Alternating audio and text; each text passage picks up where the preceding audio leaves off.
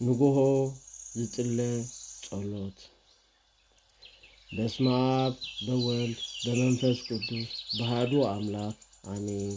ኦ ጎይታ ካብ ጸልማት ለይቲ ናብ ብርሃን መዓልቲ ብሰላም ዘብጻሕኻኒ ተመስገን።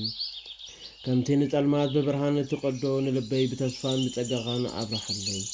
ኦ ቅዱስ እግዚአብሔር ኣብዚ ሓድሽ መዓልቲ ንስጉምተ ይባርኮ ካብ መፈንጠራ ጸላእን ካብ ክፉእ ኩሉ ሓልወኒ።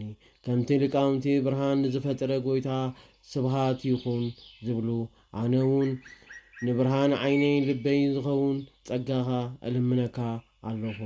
ብመንፈስካ ሓድሰኒ ንድኻመይ ብሓይልኻ ንጭንቀተይ ድማ ብሰላምካ ተካኣለይ። ብጸሎት ቅድስቲ ድንግል ማርያም ንኩሎም ቅዱሳንን መገደይ ኣቕንዓለይ።